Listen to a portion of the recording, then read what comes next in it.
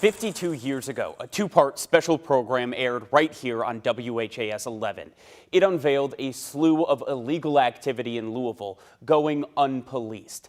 Tonight, WHAS 11's Shay McAllister and editor Joe Federle show us how in the WHAS 11. The purpose of the special programs on Channel 11 last night and tonight is to focus public attention on crime in Louisville. 52 years ago this month, WHAS exposed the illegal activity happening in downtown and surrounding areas.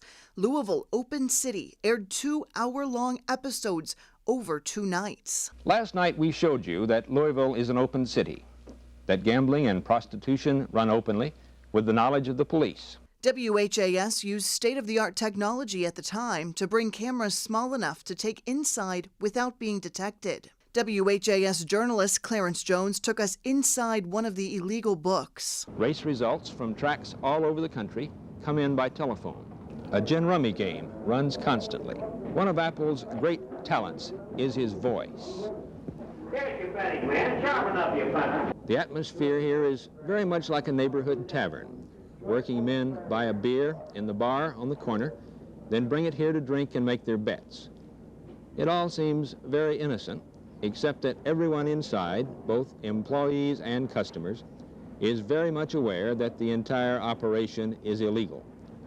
For it to run like this, day after day, law enforcement has to be looking the other way. Gambling wasn't the only vice our cameras caught. In this sequence, one of the streetwalkers grabs a passing man by the arm to make her proposition. They walk down the sidewalk toward Market Street. There is a great deal of police activity on this corner. Police cars roll by every 10 or 15 minutes. Sometimes the girls step into a doorway while the cruiser passes. Other times they grin and wave at the cop. WHAS's James Walker witnessed gamblers delivering their monthly payoffs to police in the Churchill Downs parking lot.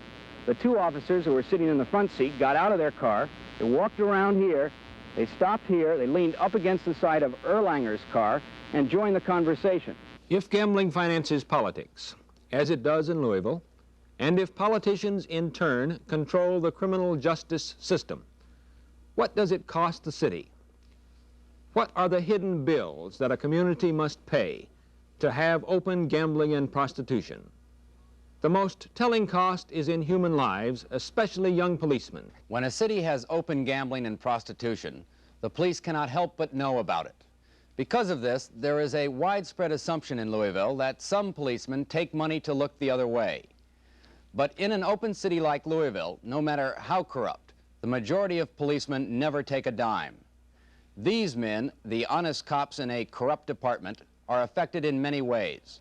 In my opinion, it disillusions a young police officer or any honest police officer. Our general manager had the last word of the 2-night special, explaining why this was such an important subject. Good evening. I'm Ed Shadburn, general manager of WHAS. In every survey conducted by WHAS during the past 2 years, the vast majority said that crime and law enforcement worries them most. It was an important part of our history of producing original, in-depth specials that ended up getting awards and acclaim, and still stands as an example for journalism at its best while serving the community we live in.